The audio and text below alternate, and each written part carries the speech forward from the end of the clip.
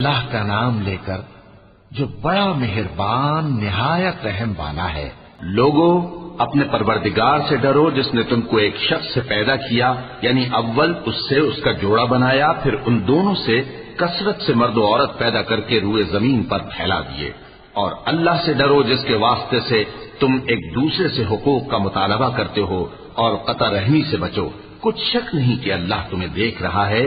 اور یتیموں کا مال جو تمہاری تحویل میں ہو ان کے حوالے کر دو، اور ان کے پاکیزہ اور عمدہ مال کو اپنے ناقص اور برے مال سے نہ بدلو، اور نہ ان کا مال اپنے مال میں ملا کر کھاؤ کہ یہ بڑا سخت گناہ ہے۔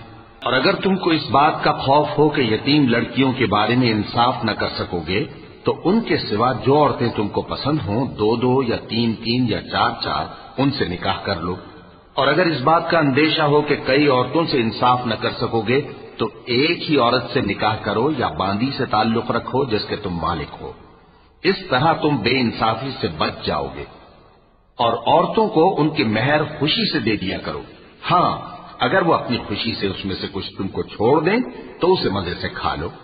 اور کم عقلوں کو ان کا مال جسے اللہ نے تم لوگوں کے لیے سبب معیشت بنایا ہے مت دو۔ ہاں، اس میں سے ان کو کھلاتے اور پہناتے رہو اور ان سے معقول بات کہتے رہو۔ اور یتیموں کو بالغ ہونے تک کام کاج میں مصروف رکھو اور جانچتے رہو۔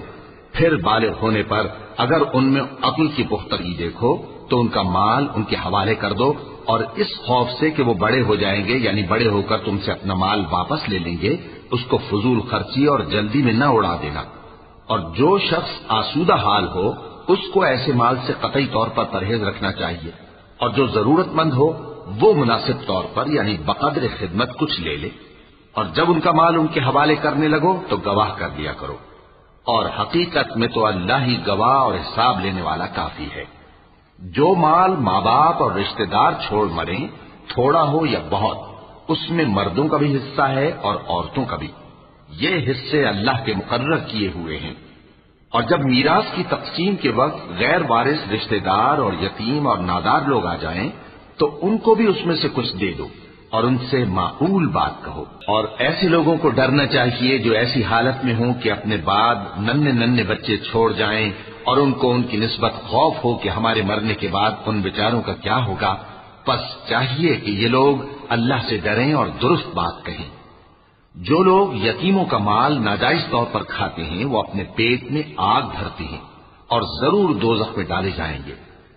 اللہ تمہاری اولاد کے بارے میں تم کو ارشاد فرماتا ہے کہ ایک لڑکے کا حصہ دو لڑکیوں کے حصے کے برابر ہے، اور اگر اولاد میت صرف لڑکیاں ہی ہوں یعنی دو یا دو سے زیادہ تو کل ترکے میں ان کا 2/3 ہے، اور اگر صرف ایک لڑکی ہو تو اس کا نصف ہے، اور میت کے ماں باپ کا یعنی دونوں میں سے ہر ایک کا ترکے میں 6واں حصہ ہے، بشرطے کہ میت کی اولاد ہو۔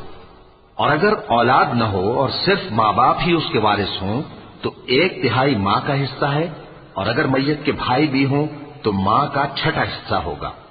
اور یہ تقسیم ترکہ میت کی وصیت کی تعمیل کے بعد جو اس نے کی ہو یا قرض کے ادا ہونے کے بعد جو اس کے ذمے ہو عمل میں آئے گی۔ تم کو معلوم نہیں کہ تمہارے باپ دادوں اور بیٹوں اور پوتوں میں سے فائدے کے لحاظ سے کون تم سے زیادہ قریب ہے۔ یہ حصے اللہ کے مقرر کیے ہوئے ہیں، اور اللہ سب کچھ جاننے والا ہے، حکمت والا ہے۔ اور جو مال تمہاری بیویاں چھوڑ مریں اگر ان کی اولاد نہ ہو تو اس میں سے نصف تمہارا ہے، پھر اگر ان کی اولاد ہو تو ترکے میں تمہارا حصہ 1/4 ہے، لیکن یہ تقسیم وصیت کی تعمیل کے بعد جو انہوں نے کی ہو یا قرض کے ادا ہونے کے بعد جو ان کے ذمے ہو کی جائے گی۔ اور جو مال تم مرد چھوڑ مرو اگر تمہاری اولاد نہ ہو تو تمہاری بیویوں کا اس میں 1/4 حصہ ہے، پھر اگر تمہاری اولاد ہو تو ان کا 8واں حصہ ہے۔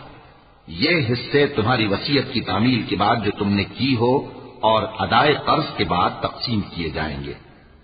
اور اگر ایسے مرد یا عورت کی میراث ہو جس کے نہ باپ ہو نہ بیٹا مگر اس کے بھائی یا بہن ہو تو ان میں سے ہر ایک کا 6واں حصہ ہے، اور اگر ایک سے زیادہ ہو تو سب 1/3 میں شریک ہوں گے۔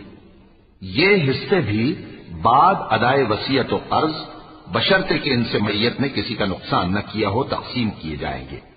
یہ اللہ کا فرمان ہے، اور اللہ نہایت علم والا ہے बुर्दबार है। ये तमाम अहकाम अल्लाह की हदें हैं, और जो शख्स अल्लाह और उसके पैगंबर की फर्माबरदारी करेगा, अल्लाह उसको बहिश्तों में दाखिल करेगा जिनमें नहरें बह रही हैं, वो उनमें हमेशा रहेंगे, और ये बड़ी कामयाबी है। और जो अल्लाह और उसके रसूल की नाफरमानी करेगा और उसकी हदों से निकल जाएगा, उसको अल्लाह दोज़ख में डालेगा, जहां वो हमेशा रहेगा, और उसको जिल्लत का अजाब होगा। मुसलमानों, तुम्हारी औरतों में जो बदकारी का इर्तिकाब कर बैठी, उन पर अपने लोगों में से 4 शख्सों की शहादत लो। अगर वो उनकी बदकारी की गवाही दें तो उन औरतों को घरों में बंद रखो, यहां तक कि मौत उनका काम तमाम कर दे, या अल्लाह उनके लिए कोई और सबील पैदा करे। और जो 2 मर्द तुम में से बदकारी करें तो उनको ईजा दो, फिर अगर वो तौबा कर लें और नेकूकार हो जाएं तो उनका पीछा छोड़ दो। बेशक अल्लाह तौबा कबूल करने वाला है, मेहरबान है। अल्लाह उन्हीं लोगों की तौबा कबूल फरमाता है जो नादानी से बुरी हरकत कर बैठते हैं, फिर जल्द तौबा कर लेते हैं। बस ऐसे लोगों पर अल्लाह तवज्जो करता है, और वो सब कुछ जानने वाला है, हिकमत वाला है। और ऐसे लोगों की तौबा कबूल नहीं होती जो सारी उम्र बुरे काम करते रहें, यहां तक कि जब उनमें से किसी की मौत आ मौजूद हो तो उस वक्त कहने लगे कि अब मैं तौबा करता हूं। और न उनकी तौबा कबूल होती है जो कुफ्र की हालत में मरे। ऐसे लोगों के लिए हमने दर्दनाक अजाब तैयार कर रखा है। मोमिनो, तुमको जायज नहीं कि जबरदस्ती औरतों के वारिस बन जाओ, और देखना इस नीयत से कि जो कुछ तुमने उनको दिया है उसमें से कुछ ले लो, उन्हें घरों में मत रोक रखना। हाँ, अगर वो खुले तौर पर बदकारी की मुर्तकिब हों तो और बात है, और उनके साथ अच्छी तरह से रहो सहो। फिर अगर वो तुमको नापसंद हों तो अजब नहीं कि तुम किसी चीज को नापसंद करो और अल्लाह उसमें बहुत सी भलाई पैदा कर दे। और अगर तुम एक औरत को छोड़कर दूसरी औरत करनी चाहो और पहली औरत को ढेर सा माल दे चुके हो तो उसमें से कुछ मत लेना। भला तुम बुहतान लगाकर और खुला गुनाह करके अपना माल उससे वापस लोगे? और तुम दिया हुआ माल क्यों कर वापस ले सकते हो जबकि तुम एक दूसरे के साथ सोबत कर चुके हो और वो तुमसे पुख्ता अहद भी ले चुकी हैं? और जिन औरतों से तुम्हारे बाप दादा ने निकाह किया हो उनसे निकाह न करना, मगर जाहिलियत में जो हो चुका सो हो चुका। ये निहायत बेहयाई और अल्लाह की नाखुशी की बात थी और बहुत बुरा दस्तूर था। तुम पर तुम्हारी माएं और बेटियां और बहनें और फूफियां और खालाएं और भतीजियां और भांजियां और वो माएं जिन्होंने तुमको दूध पिलाया हो और रिजाई बहनें और सासें हराम कर दी गई हैं। और जिन औरतों से तुम खलवत कर चुके हो उनकी लड़कियां जिन्हें तुम परवरिश करते हो वो भी तुम पर हराम है।